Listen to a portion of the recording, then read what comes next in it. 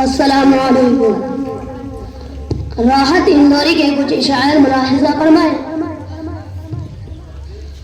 अगर खिलाफ है होने दो, अगर खिलाफ है होने दो, जान थोड़ी है ये सब दुआ है, कोई आसमान थोड़ी है।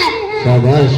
लगेगी आग तो आएंगे घर के इज्जत में, लगेगी आग तो आएंगे घर के इज्जत में।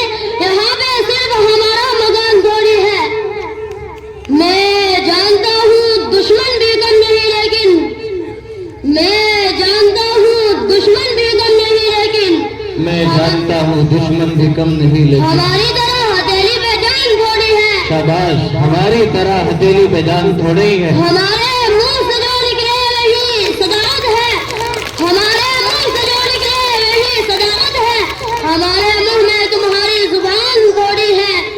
जो आज साहिबे मसनद है कल नहीं होंगे, जो आज साहिबे मसनद है कल नहीं होंगे। किराएदार है सारी मकान थोड़ी है।